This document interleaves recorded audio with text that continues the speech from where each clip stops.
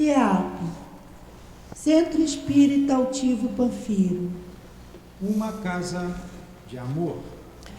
Bom dia a todos aqui presentes. Bom dia aos nossos companheiros que nos vêm de casa. Nós hoje vamos terminar o capítulo 15, Fora da Caridade e Nossa Salvação.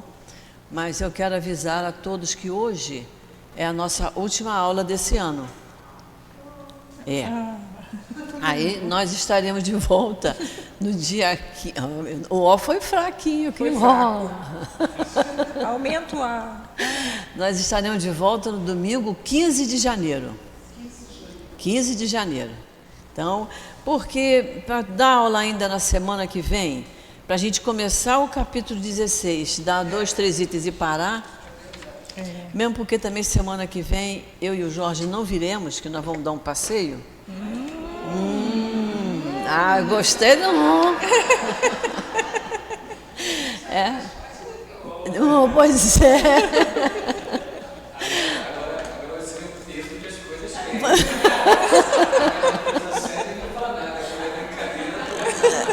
Mas eu achei que eu dizendo que eu não via, o pessoal falou, que bom. Mas então é isso. Então conversei com o Newton e nós combinamos que iríamos encerrar hoje o Evangelho e continuar. Então, quando chegar em janeiro, 15 de janeiro, estaremos todos juntos novamente e aí começaremos o capítulo 16, certo? Bom, como a passagem é muito bonita, nós vamos usar como página de abertura só um pedaço do item 6, capítulo 15, item 6. Que essa passagem é bonita e é bom sempre a gente lembrar onde achar aquele assunto no Evangelho, né? Então, é necessidade da caridade segundo São Paulo. Eu vou ler só uma parte, tá? Todo mundo achou? Capítulo 15, item 6. Pois é, mas cada edição, né? O meu é 405. Então vamos lá. Isso.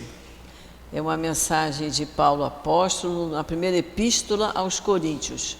E ele diz assim: ainda que eu fale todas as línguas dos homens e mesmo a língua dos anjos, se eu não tiver caridade, sou apenas como o bronze que soa ou o símbolo que retine. E se eu tivesse o dom da profecia e penetrasse em todos os mistérios e tivesse uma perfeita ciência de todas as coisas, ainda que eu tivesse toda a fé possível, até de transportar montanhas, se eu não tiver caridade, nada sou. E ainda quando eu houvesse distribuído os meus bens para alimentar os pobres e entregado o meu corpo para ser queimado, se não tiver caridade, isso de nada servirá. A caridade é paciente, eterna e beneficente. A caridade não é invejosa, não é temerária nem precipitada. Não se enche de orgulho, não é desdenhosa, não procura seus próprios interesses, não se vangloria nem se irrita com nada. Não faz más suposições, não se alegra com a injustiça, mas sim com a verdade. Ela tudo suporta, tudo crê, tudo espera e tudo sofre. Agora, essas 3 virtudes, a fé, a esperança e a caridade, permanecem, mas entre elas a principal é a caridade. Nós até comentamos, né, que em outras Bíblias podia não ser a palavra caridade, na Bíblia católica é amor, se não tiver amor, nada serei, mas na Bíblia evangélica é caridade. Eu fui pesquisar lá nos meus livrinhos lá. Sandra quer fazer a prece para nós? Vamos elevar nossos pensamentos a Deus, agradecer a Deus por mais um dia de vida, esse Deus, nosso Pai, que por misericórdia nos concedeu mais essa chance para a gente se aprimorar, melhorar, fazer nossos retratos.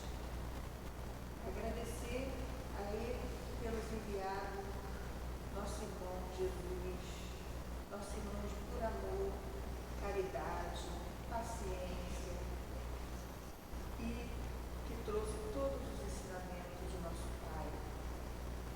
estamos aqui hoje, Senhor, nesse domingo, essa manhã tranquila, de muita paz, para aprender, para estudar o seu Evangelho. Agradecemos também a coluna de espíritos dessa casa, que estão sempre conosco, nos intuindo, nos amparando. Agradecemos a todos por essa oportunidade. Que hoje seja mais um dia bom de estudo, de aprendizado, de calmaria, que todos se estejam muito bem e saiam daqui muito bem hoje, com mais um aprendizado de Jesus e com amor no coração. Graças a Deus. Graças a Deus. Então vamos lá. Vamos para o item 8. Fora da igreja não há salvação. Fora da verdade não há salvação. Então vamos ler. Enquanto a máxima fora da caridade não há salvação, apoia-se sobre um princípio universal, abrindo a todos os filhos de Deus o acesso à felicidade suprema. O dogma fora da igreja não há salvação apoia-se numa fé especial em dogmas particulares e não sobre a fé fundamental em Deus e na imortalidade da alma, que é comum a todas as religiões. Ele é exclusivo e absoluto. Em vez de unir os filhos de Deus, ele os divide. E em lugar de induzi-los ao amor por seus irmãos, ele mantém e aprova a animosidade entre os seguidores dos diferentes cultos que consideram uns aos outros como malditos na eternidade, sejam eles parentes ou amigos neste mundo. Então só, vamos ver. Ele está mostrando aqui a lógica de nós dizermos que fora da caridade não há salvação. Porque caridade todos podem fazer, né? Agora, se a gente disser fora da igreja não há salvação, isso, ele diz, apoia-se numa fé especial, em dogmas particulares. Quer dizer, se você não frequenta a minha igreja, você não será salvo. A gente vai aprender e vai entender o que é ser salvo, né? Ser salvo não basta botar os 2 pés dentro da igreja, nem os 2 pés dentro da casa espírita. Falta coisa pra caramba para a gente ser salvo, né? Seguir todas as leis divinas, prestar atenção em todas as bem-aventuranças que Jesus deixou e mais os outros critérios todos que Jesus deixou para nós. A questão da porta larga, da porta estreita, de vestir a túnica nupcial, que nós vamos aprender no capítulo 18. Tem uma porção de critérios que Jesus deixou para nós, para a gente ser salvo. Então, não adianta dizer, realmente não adianta. Nós não podemos dizer, fora do centro espírita não há salvação. Nada disso. A gente sabe que nós somos espíritos imperfeitos que estamos aqui para aprender, para poder progredir e melhorar. Então ele mostra isso, seria uma fé especial em dogmas particulares, né? E não é uma fé fundamental em Deus e na imortalidade da alma, porque ele só reúne os que frequentam a igreja, né? Ele diz, ao invés de unir os filhos de Deus, esse dogma de dizer fora da igreja a nossa salvação, ao invés de unir os filhos de Deus, ele os divide, porque só vai ser salvo quem entra na igreja, né? Em lugar de induzi-los ao amor por seus irmãos, ele mantém e aprova a animosidade entre os seguidores dos diferentes cultos, que consideram uns aos outros malditos na eternidade, sejam eles parentes ou amigos deste mundo. Parente, porque numa casa o pai pode ser espírita, a mãe pode ser católica e os filhos seguirem a igreja evangélica. Então, se brigarem por causa disso, se o pai disser, eu sou espírita, então fora da casa espírita não tem salvação. Aí a mulher diz, não, mas fora da igreja. Aí os filhos vão dizer, mas fora do culto da minha igreja, como é que fica? Então ele está dizendo aqui, vai criar uma animosidade entre os parentes e entre os amigos. A gente aprende aqui que quando a gente tem amigos de outra doutrina diferente da nossa, a gente não questiona. Não questiona, vai chegar o momento dele entender que existe reencarnação, que o corpo morre, mas o espírito não. não é? Ele vai entender isso e vai gostar de saber disso, não é? É tão bom a gente saber disso, não é um privilégio, é uma felicidade nós, espíritas, sabermos que ao desencarnarmos o corpo perece, mas o espírito não, ele vivifica e ele vai ter a chance de reencontrar aqueles a quem ele muito amou e aqueles por quem ele foi amado. Isso é um consolo enorme para nós, né? Então, quem não sabe disso fica meio perdido. Quando souber, vai dizer, eu devia ter sabido disso antes, perdi um tempão, mas tudo bem, cada um no seu tempo. Aí fala, desconhecendo a grande lei da igualdade diante do túmulo, ele os separa no cemitério. Isso aí nos lembra, né? Os cemitérios, né? No Caju tem cemitério israelita, não é? Tem outro tipo de... Ali só vão os israelitas, são enterrados ali, quem não for não vai, né? Quando eu viajei, eu fui para Minas, conheci as cidades históricas, eu fiquei admirada de ver as igrejas. Via-se o chão da igreja todo de madeira com números. Eu dizia, o que é isso aqui? É o número do túmulo de pessoas que eram adeptos daquela igreja. Quem não fosse adepto daquela igreja ia para o cemitério comum. Quem fosse adepto ia ficar ali dentro da igreja, sabe? Abençoado ali, enterrado ali, mas abençoado porque estava dentro do corpo da igreja. E isso em várias igrejas. Então é isso que ele está dizendo aqui, desconhecendo a grande lei de igualdade diante do túmulo. O cemitério é para todos, desde que a gente pague lá o jazigo, é para todos. Não tem que ter cemitério para espírita, para católico, para evangélico, porque não tem nada a ver isso. Quando a gente chegar no plano espiritual, está aqui no nosso evangelho. Vão nos perguntar? Vão nos perguntar que crença você professava? Não vão. Vão dizer que bem que você fez. Né? O que você fez em favor do seu próximo. E isso qualquer um pode fazer, que é o que ele está dizendo aqui. Por isso que é fora da caridade nossa salvação. Porque a caridade pode ser professada por todos. Né? Isso das igrejas, eu, quando estudei turismo, eu estudei sobre todas as igrejas do Rio de Janeiro. E todas as igrejas têm os túmulos das pessoas importantes da cidade. Todas as pessoas importantes eram enterradas dentro das igrejas. Então, foi isso que eu vi em Minas. Cada uma do Rio de Janeiro tem lá os nomes. Tem tanto na parede como no chão. Todas. Pois é. É interessante, né? Interessante e esquisito. Esquisito, como se fosse, né? Pois é. A máxima fora da caridade não há salvação é a consagração do princípio de igualdade diante de Deus e da liberdade de consciência. Liberdade de consciência, liberdade religiosa, não é? Liberdade religiosa. Desde que você pratique a caridade, não importa se você é espírita, se é católico. Nós temos aí a Madre Teresa de Calcutá, nós temos a Irmã Zoé, a Irmã Dulce, são freiras, não é? Tendo essa máxima como regra, todos os homens são irmãos. E qualquer que seja a sua maneira de adorar o Criador, eles se dão as mãos e oram uns pelos outros. Muito bem. Com o dogma fora da igreja não há salvação, eles se amaldiçoam e perseguem e vivem como inimigos. O pai não ora pelo filho, nem o filho pelo pai, nem o amigo pelo amigo.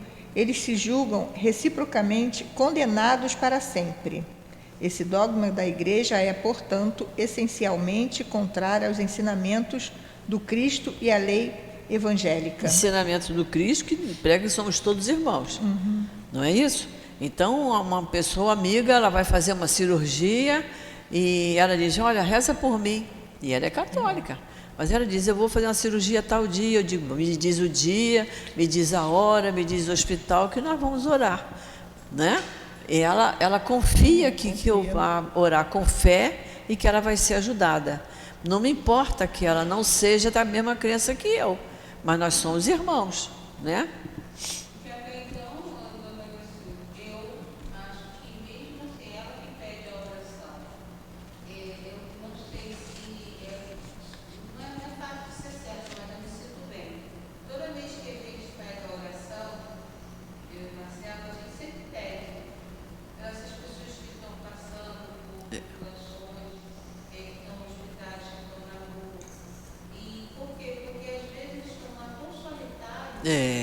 Solitários.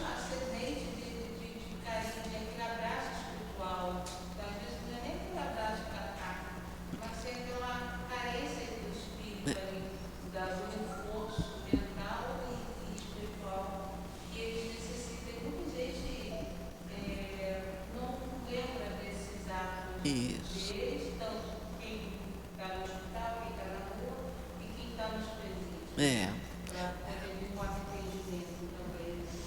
Isso é muito importante. Depois eu quero que ao falar tem que pegar o microfone, que é para as pessoas de casa ouvirem. Acho que eu... Né? Eu não sei onde é que está o microfone. Está por aí? Tiago. Isso. Ó, tem que falar no microfone. Mas é isso aí. É interessante que o que nós vamos estudar no Carnaval, no nosso encontro do Livro dos Espíritos, vai falar muito sobre isso. Você não precisa estar presente para dar um abraço na pessoa, não é? Só de você pensar nela com carinho, com amor, orar por ela, aquilo dá um alívio. Isso tem lá no Céu e Inferno. Tem um caso no Céu e Inferno que comenta que o espírito estava em grande sofrimento, desesperado, e a mãe faz uma oração para ele aqui.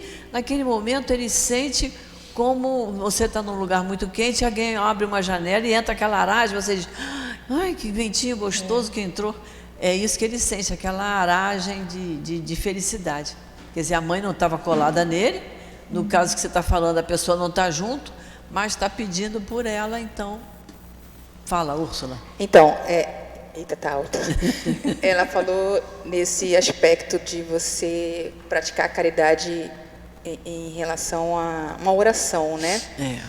Você dá amor, dá assistência à distância, a pessoa nem sabe, mas você sabe que você está direcionando aquilo, né?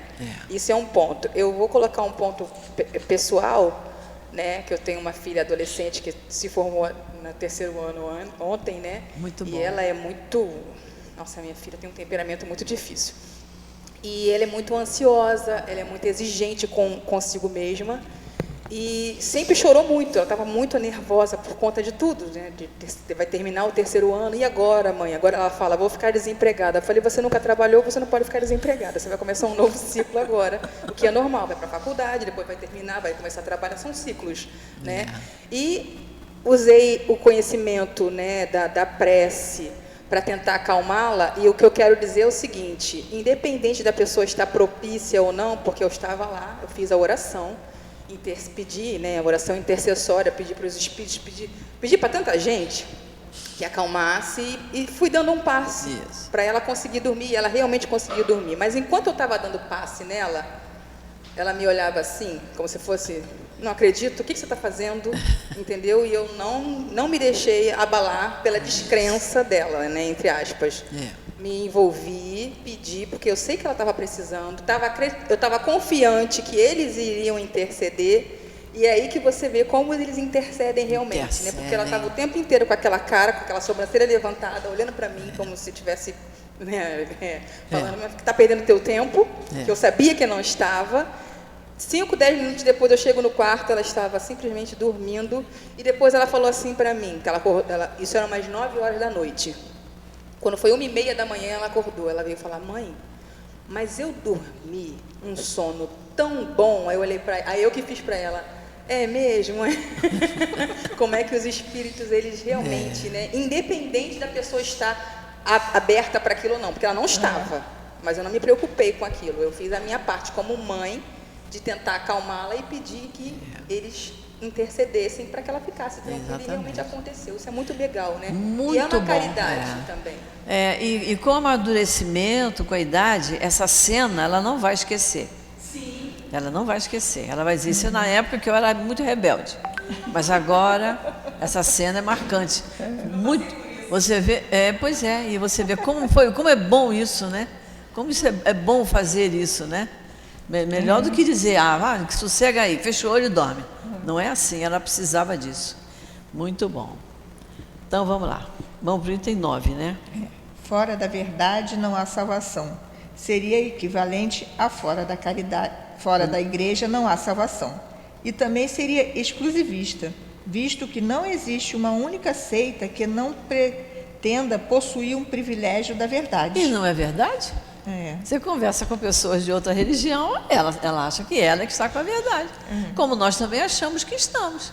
Não é isso? Então, é o que eu estou dizendo. Fora da verdade na salvação, quem é que está com a verdade? Quando os Espíritos nos ensinam a verdade. Mas muitas vezes ele diz, mas não vai adiante. Porque não temos amadurecimento espiritual para conhecermos além do que eles passam para nós. Não temos condições. Assim como nós não temos, em outras religiões também não têm condições de saber além do que sabem. Então, nós podemos ter uma verdade relativa. A verdade absoluta é para espíritos superiores. Ainda não é para nós, né? Qual homem pode envaidecer-se de possuí-la inteiramente, enquanto os conhecimentos vão crescendo sem cessar a sua volta, e as ideias se modificam a cada dia? Então, como as ideias se modificam a cada dia, tudo vai progredindo, não é? Tudo vai progredindo, nós não podemos dizer que sabemos inteiramente de toda a verdade absoluta, não podemos dizer isso. Vai depender muito do nosso aprimoramento. Nós não temos dúvida que espíritos que estão em mundos mais felizes do que nós, eles sabem muito mais do que nós. Eles já conseguiram aquele amadurecimento que nós ainda não. A verdade absoluta só é partilhada pelos espíritos de ordem mais elevada, e a humanidade terrestre não poderia ter a pretensão de possuí-la, porquanto não lhe é permitido saber tudo. Viu? Pretensão. Mas é a pessoa que diz, mas eu sei a verdade absoluta, ela é pretensiosa. Ela só pode aspirar uma verdade relativa e proporcional ao seu adiantamento. Por isso os espíritos falam, não vades adiante, que não temos amadurecimento ainda para entender. Se Deus fizesse da posse da verdade absoluta a condição expressa para a felicidade futura, isso seria um decreto de exclusão geral, enquanto a caridade, mesmo em sua acepção mais abrangente, pode ser praticada por todos. Olha o que ele está dizendo aqui. Se Deus fizesse da posse da verdade absoluta a condição para a felicidade futura, para ter felicidade futura, eu tinha que ter a posse da verdade absoluta, isso seria um decreto de exclusão geral, nós estamos fora disso. Não é mesmo? Olha, ela não sabe tudo, ele não sabe tudo, ela não sabe, então está fora. E Deus não exclui ninguém, vai ser cada um ao seu tempo, não é isso? O Espiritismo, de acordo com o Evangelho, admitindo que se pode ser salvo qualquer que seja a nossa crença, desde que se observe a lei de Deus, não afirma, fora do Espiritismo não há salvação, e, como não pretende ensinar ainda toda a verdade, também não diz, fora da verdade não há salvação, palavras que dividiriam em lugar de unir e perpetuariam o antagonismo. Então, se nós disséssemos fora da verdade não há salvação, nós íamos nos dividir, não é? Parente contra parente, amigo contra amigo, quem é que está com a verdade? Eu acho que eu estou com a minha, ela acha que está com a dela, então isso ia dividir, né? Então ele fala aqui, olha, o Espiritismo, de acordo com o Evangelho, admitindo que se pode ser salvo, qualquer que seja a nossa crença, desde que se observe a lei de Deus, não é? A lei de Deus, as leis morais que estão lá no Livro dos Espíritos, as bem-aventuranças, sigamos todos os ensinamentos do Cristo. E a gente sabe que nós temos dificuldade, né? A gente está tentando, né? A gente fica tentando, mas ainda tem dificuldade, né? E ele também diz que fora do Espiritismo não há salvação. Ele não diz isso, né? Porque ele não pode ensinar toda a verdade. Por isso ele não diz isso, porque não temos condições ainda de apreender. Agora, nós vamos pegar essa mensagem de Paulo Apóstolo, que faz parte das instruções dos Espíritos. E vamos ver... Bom, deixa eu só dizer para vocês. Nessa última parte que nós lemos, do item 9, isso está na questão 799 do Livro dos Espíritos, que até eu vou mostrar para vocês o que diz a 799. Só um instantinho aqui. 799... A 799, ela diz assim, ó, De que maneira pode o Espiritismo contribuir para o progresso? Os Espíritos respondendo: destruindo o materialismo. É preciso que a gente não tenha nenhuma ideia materialista dentro de nós. Mais adiante ele fala: o homem perceberá pelo Espiritismo melhor que, por meio do presente, lhe é dado preparar o seu futuro. Então a gente tem que viver nisso. Eu tenho que viver o meu presente, mas me preparando para o futuro. E isso a doutrina espírita nos alerta sempre. A outra questão é a 982, que diz uma coisa também muito interessante. Espera aí que eu vou chegar lá.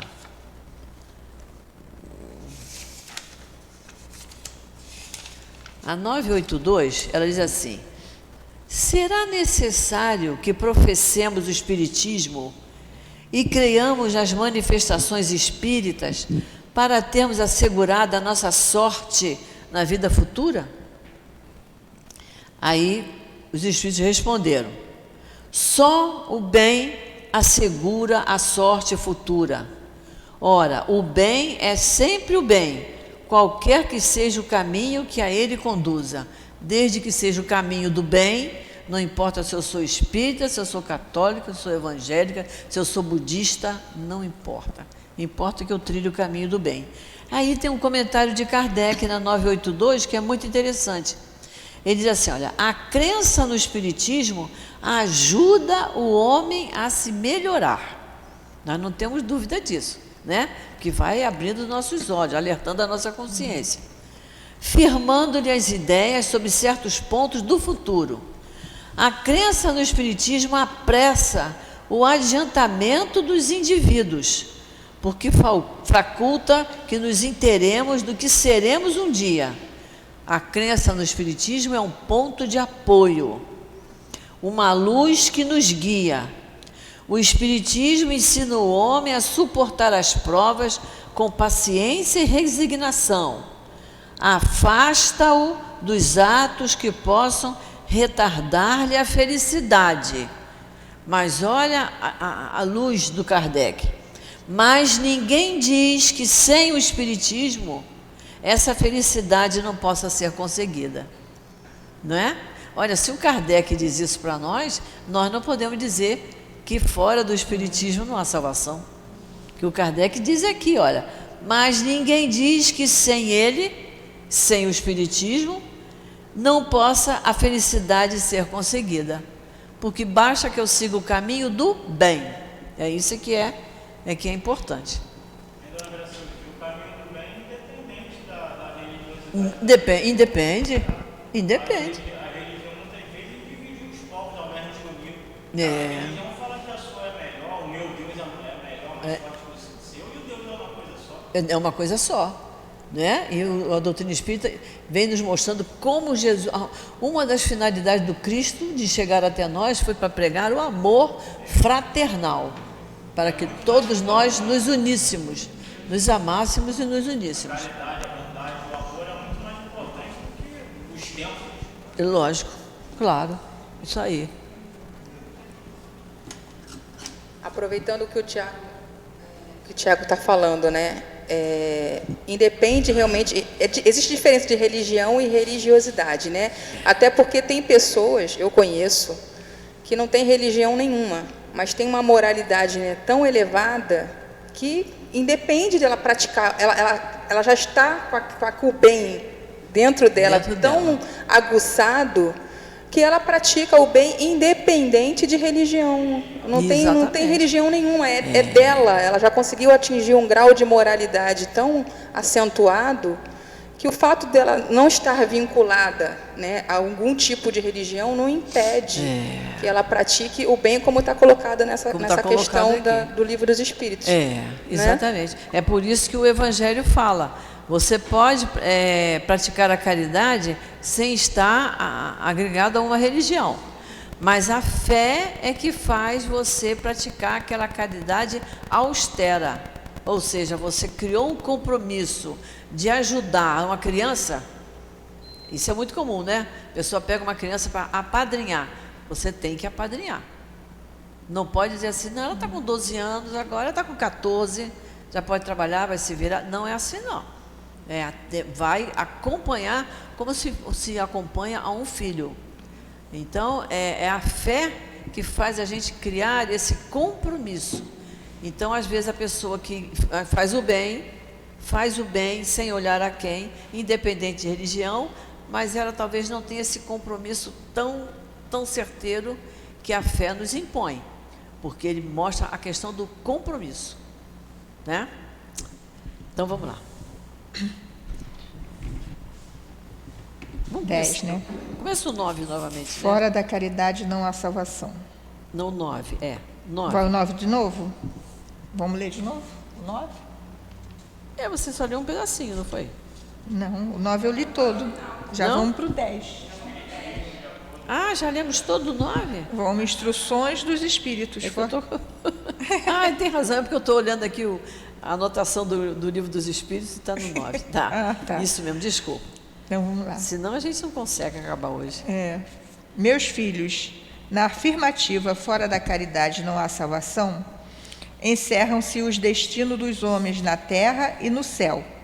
Na terra, porque à sombra desse estandarte, eles viverão em paz. No céu, porque aqueles que a houverem praticado encontrarão graça diante do Senhor. Essa divisa é a luz celeste, a coluna luminosa que guia o homem no deserto da vida, para conduzi-lo à terra da promissão. Olha, essa parte está ligada à questão 975 do Livro dos Espíritos. É bem interessante. Porque eles perguntam, Kardec perguntou, os espíritos inferiores compreendem a felicidade do justo? E aí tem um pedacinho da resposta que os espíritos dizem assim, porque ficais sabendo, o espírito sofre por todo o mal que praticou, ou de que foi causa voluntária, por todo o bem que houvera podido fazer e não fez, e por todo o mal que decorra de não haver feito bem. É bem interessante a questão 975, esse comentário dos espíritos, né? Então, muito bem. Quando ele fala aqui, essa divisa é a luz celeste, né? A divisa da caridade é a luz celeste, a coluna luminosa que guia o homem no deserto da vida, né? Porque quanto mais bem você fizer, mais bem acompanhada a gente está pelos bons espíritos. A gente não tem dúvida disso, né? Para conduzir o homem no deserto da vida, para conduzi-lo à terra da promissão. O que é a terra da promissão? É a esperança, né? É a terra prometida, o que nos é prometido, né? Que nós seremos felizes quanto mais nós fizermos o bem. No caso aqui, o sentido de terra da promissão é a terra, é o momento de felicidade para nós. Ela brilha no céu como uma auréola santa na fonte dos eleitos sobre a terra, e sobre a terra está gravada no coração daqueles a quem Jesus dirá: ide para a direita, benditos de meu Pai. Vós os reconhecereis pelo perfume de caridade que espalham à volta de si. Olha só, pelo perfume de caridade que espalham à volta de si. As pessoas que fazem o bem, as pessoas boas, elas são boas. A gente se sente bem na presença delas, a gente tem vontade de conversar com elas, de estar junto delas, não é? De participar mais dos atos dela. São pessoas que exalam esse perfume de amor. Não é? Não é, Úrsula? Não. Que isso? Eu para usar perfume, eu tenho que botar perfume. Senão não vai. Não é? Mas a gente se sente bem. Como há pessoas que são muito negativas e que a gente sabe que não estão no caminho do bem, que a gente vai cheio de dedos para ter contato com aquela pessoa, né? Mas é interessante o que ele fala aqui, né? E ele dirá para eles: ide para a direita, benditos de meu Pai. Vamos lá. Nada exprime melhor o pensamento de Jesus. Nada resume tão bem os deveres do homem como essa máxima de ordem divina. O Espiritismo não poderia provar melhor a sua origem do que apresentando-a como regra, porque ela é o reflexo do mais puro cristianismo. Com um tal guia, o homem não se perderá jamais. Está vendo? com um tal guia, quer dizer, com a caridade, o homem não se perderá jamais, porque estaremos sempre bem acompanhados. E aí vem um questionamento que às vezes se faz. Mas olha só, a pessoa estava na casa espírita, estava tudo bem, fez a palestra ou não fez, deu aula ou não deu, assistiu a palestra. Quando saiu, foi assaltado. O Livro dos Espíritos diz isso, você vai viver de acordo com as circunstâncias do mundo que você vive, não é? Mas que a gente tenha o discernimento de perceber, foi assaltado, levaram o carro, mas me levaram, me machucaram. Levaram o relógio, levaram o celular, mas nos maltrataram. Então, há uma diferença nisso aí, não é? Porque o carro, o celular, o relógio, são bens materiais. Você vai fazer um pouquinho de esforço para comprar outro.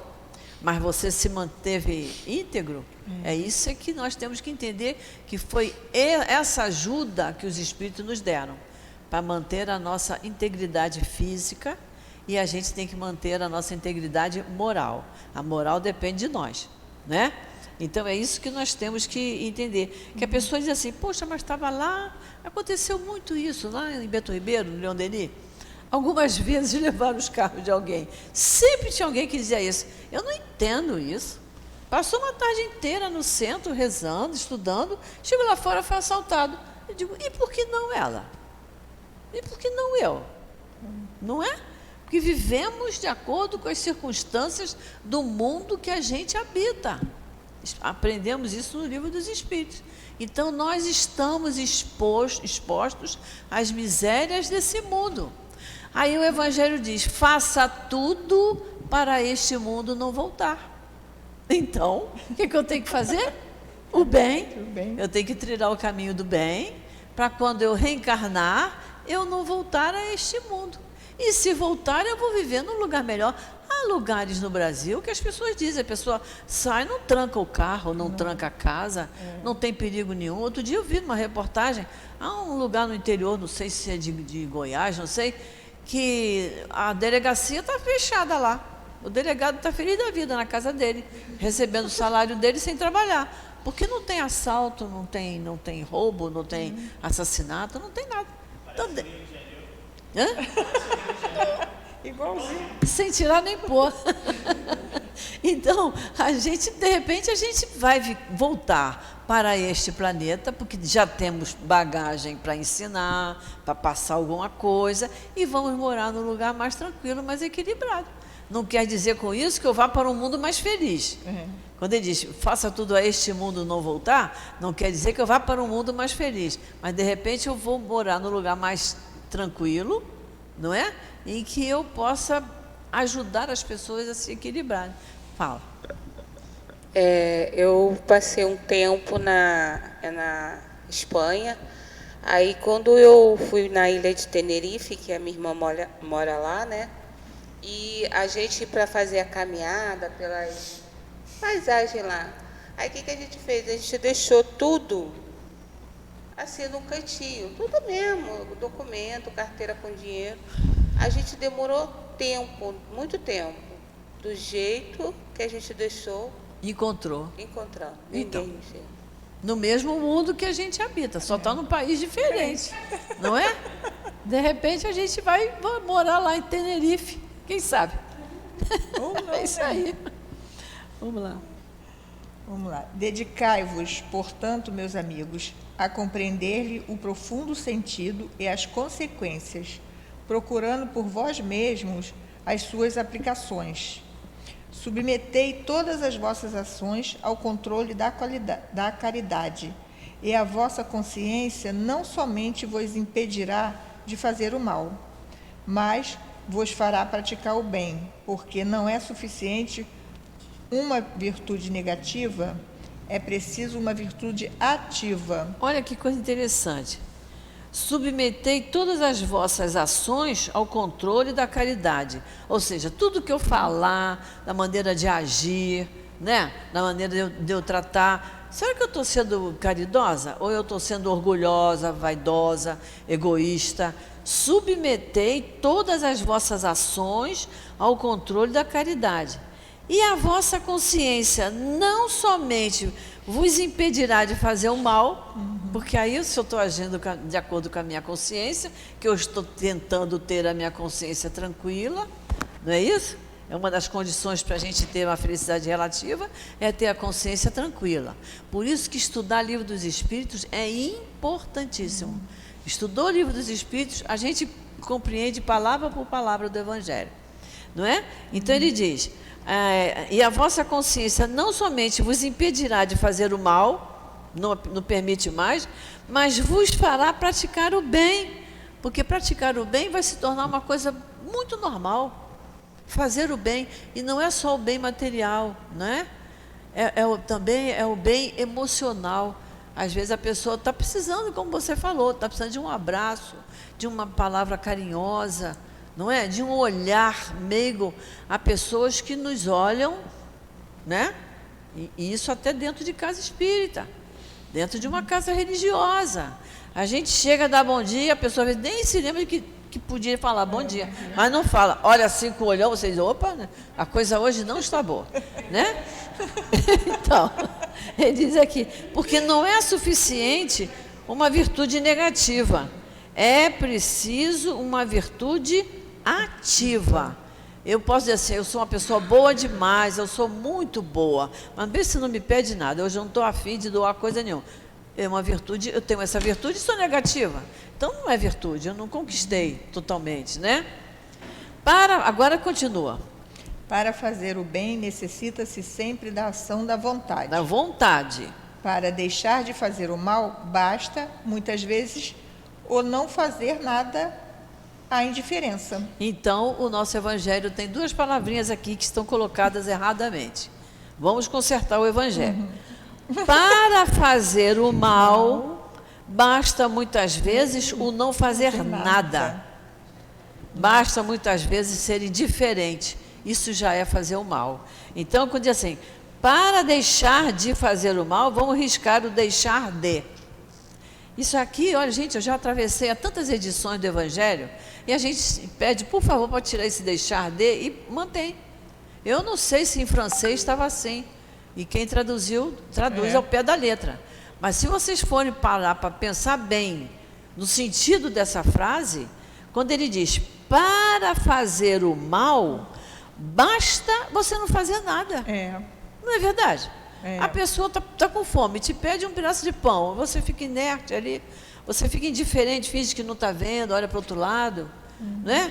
É como na condução no ônibus, no metrô, que tem a cadeira especial para a pessoa idosa. Entra uma pessoa bem idosa, a pessoa que está sentada ali finge que está dormindo. Ela está sendo indiferente. Ela não está fazendo mal. Ela está fazendo mal, porque ela está deixar que uma pessoa idosa, ou uma pessoa grávida, ou doente, que ela se sente. Então, para fazer o mal, basta muitas vezes o não fazer nada, a indiferença, tá?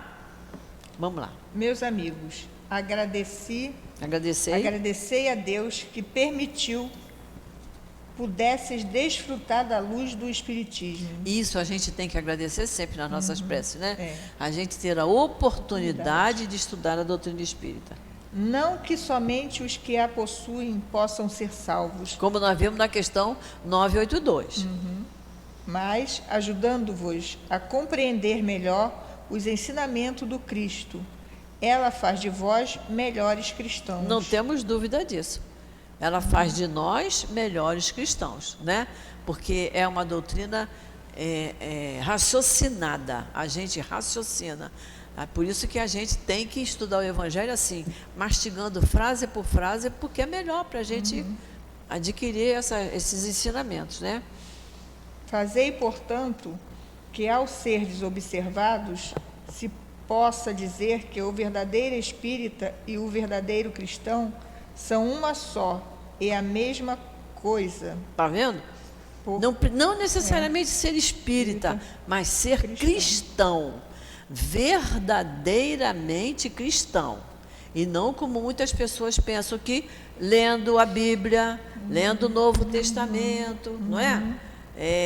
Falando muita coisa, usando o nome do Cristo, a paz de Cristo, tudo é o Cristo, eu botei Cristo no meu coração, está salvo. Não. Está só na teoria. A prática é mais exigente, né? Por isso que o espírita tem que falar como Kardec fala.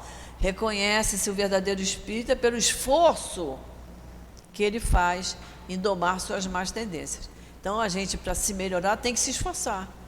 Tem que se esforçar. Porque todos aqueles que praticam a caridade são discípulos de Jesus, qualquer que seja o culto a que pertençam. Qualquer que seja o culto a que pertença.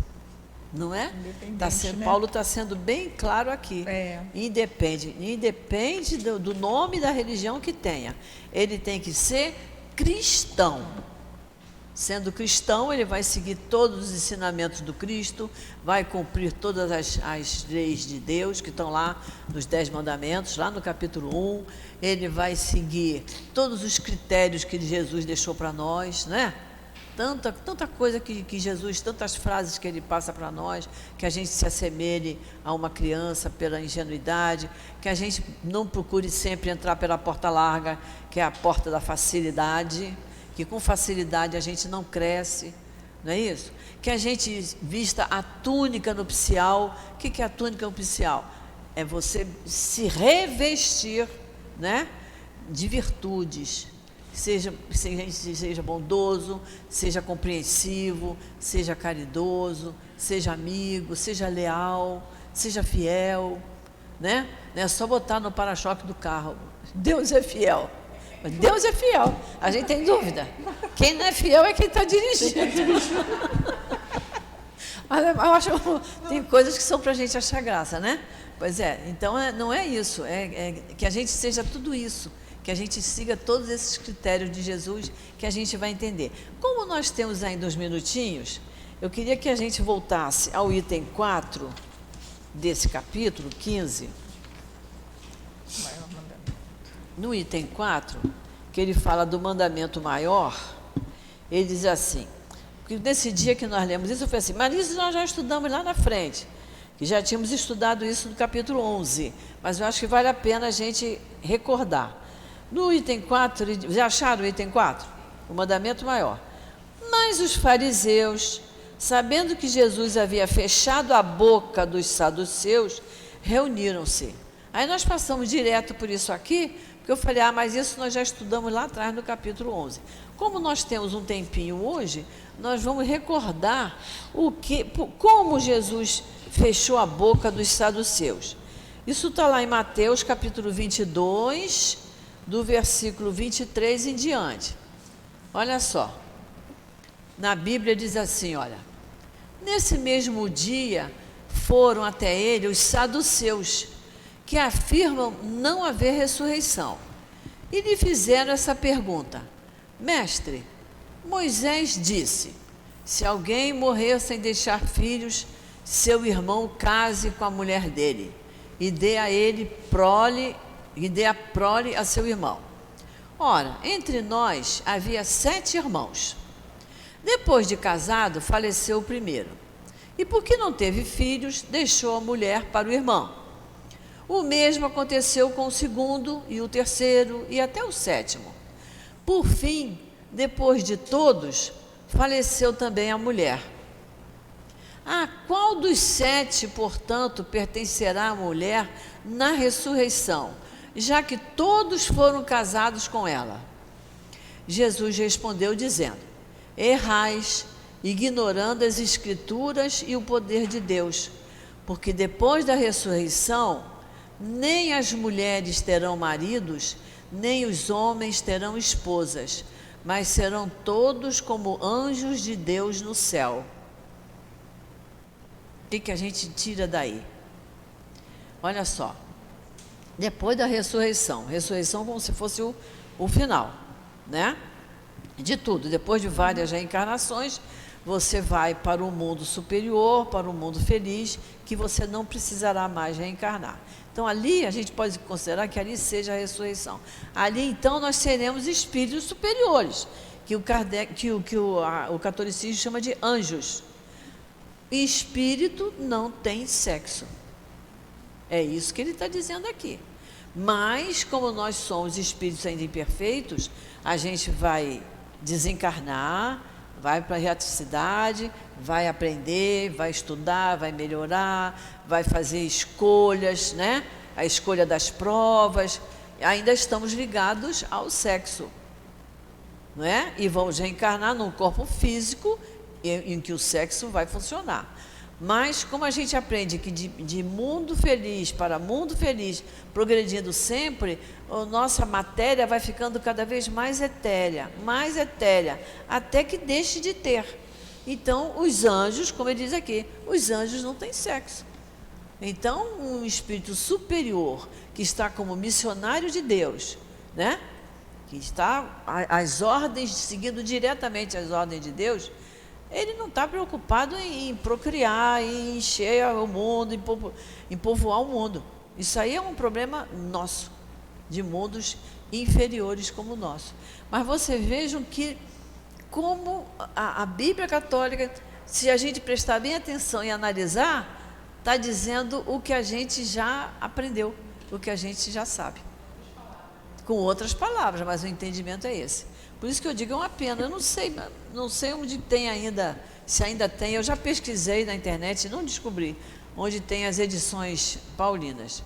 Vocês que são mais jovens, que mexem com a internet, podiam ver onde é que tem edições paulinas, porque isso aqui é uma preciosidade. Edições paulinas da Nova Graça, fechou. Aí tinha em Madureira, fechou. Mas essa Bíblia é só o Novo Testamento. Essa Bíblia aqui foi do meu filho, que desencarnou, que ele era bem chegado à Igreja Católica. Mas depois falavam tanto em pecado, que ele acabou saindo. Mas essa Bíblia aqui era dele. E é maravilhosa porque ela tem umas anotações de rodapé que são muito parecidas com o que a gente aprende na nossa doutrina. Isso é muito boa. Se alguém descobrir onde é que tem isso, vai ser muito bom. Porque aí até quem faz o curso do Evangelho deveria ter para adquirir. Quando ele tinha 14, 15 anos.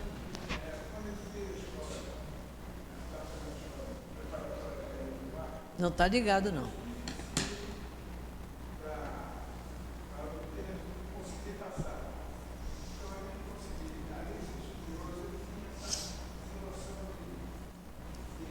Ele gostava muito mesmo. Então, eu tenho essa Bíblia desde dessa época que ele deixou para nós de presente.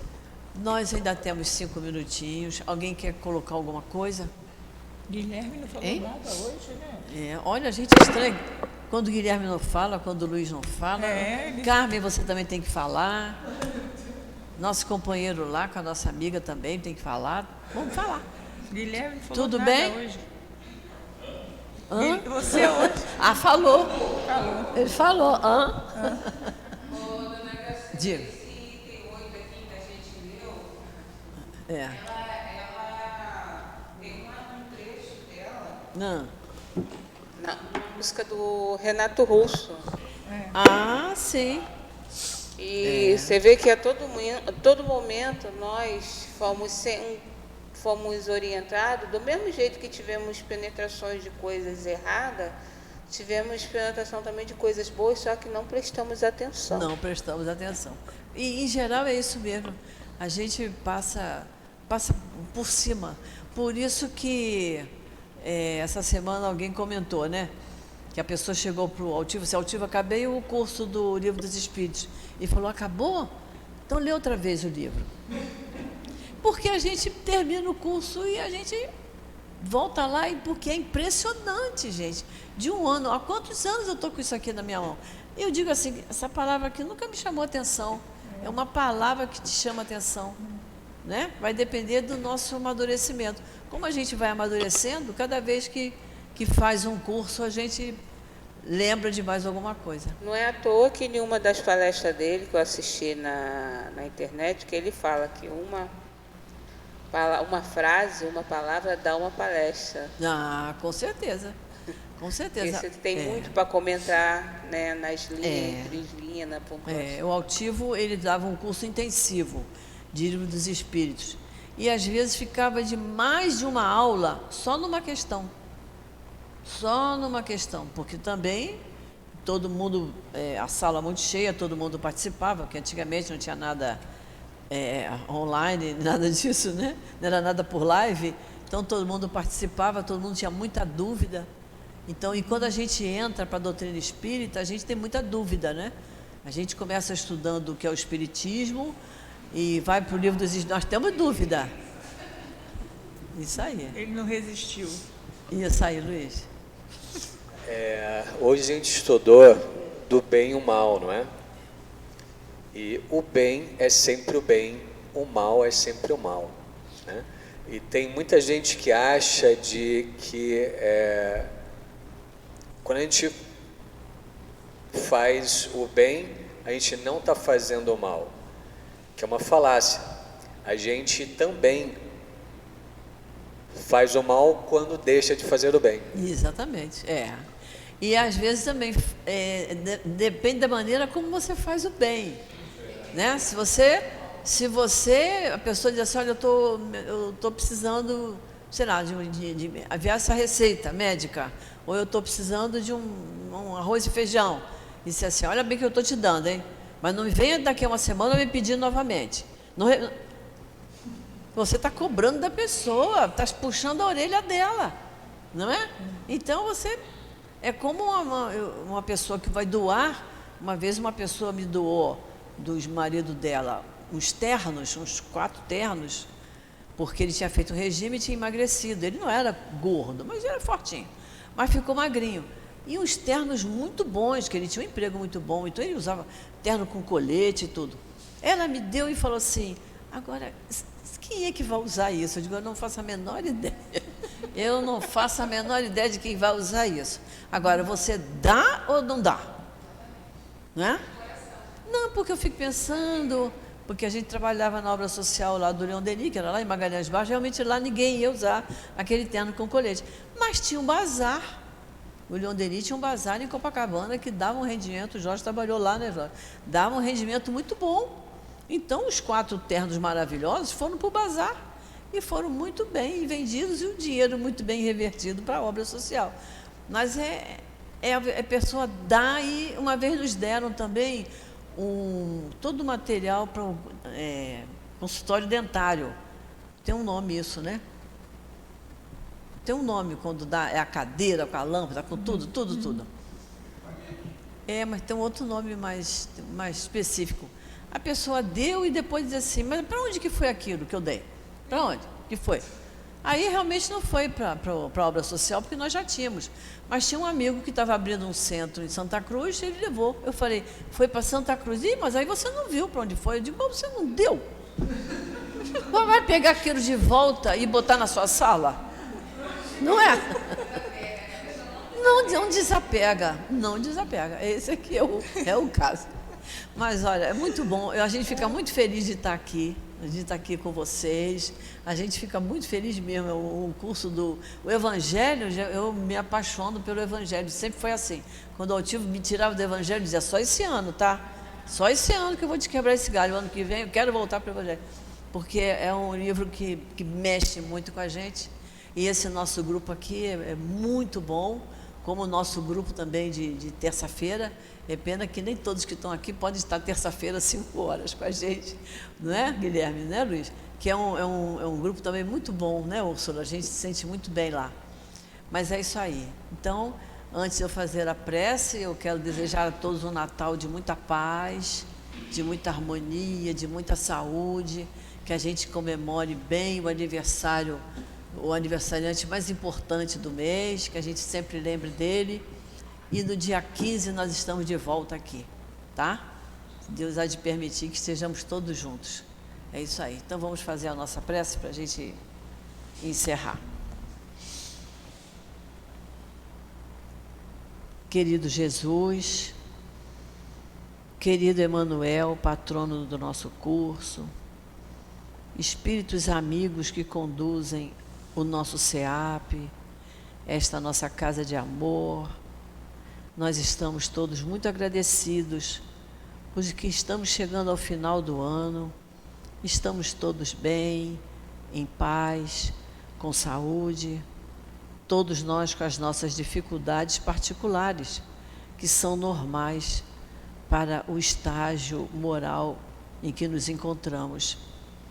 Mas, Senhor, nos fortificamos sempre através das Tuas palavras, dos Teus ensinamentos, das leis de Deus, das leis morais contidas no nosso Livro dos Espíritos, pelos ensinamentos do nosso mestre Allan Kardec e de todos os espíritos que deixaram de herança para nós tanto benefício para o nosso espírito, para que possamos sempre melhorar a nossa conduta, fazermos melhores escolhas em nossas vidas. Por isso nós agradecemos pela oportunidade que temos de estudar a doutrina espírita, que é uma doutrina que precisa ser estudada. Nós já compreendemos isso, Senhor, que não basta a gente ler os livros, temos que estudar para entender e para seguir os Teus ensinamentos e de todos esses espíritos queridos. Por isso nós muito temos a Te agradecer, Senhor, e Te pedimos que permita sempre que nossos anjos de guarda estejam junto de nós, nos alertando, chamando a atenção para a nossa consciência, para que possamos sempre ter as palavras acertadas, as atitudes corretas, que possamos sempre ouvir a voz da nossa consciência e agirmos sempre de acordo com o nosso coração, que nós precisamos torná-lo cada vez mais bondoso. Então, Jesus, em Teu nome, em nome desses espíritos amigos, em nome de Deus, nosso Pai, que nós pedimos permissão para encerrarmos esse nosso estudo do Evangelho, nessa nossa última aula deste ano, mas que nos dê força, coragem, saúde, perseverança, para estarmos aqui no próximo mês de janeiro, sempre confiantes no Teu amor e na Tua misericórdia para com cada um de nós. Fica conosco, Jesus, porque nós precisamos muito de Ti. Graças a Deus.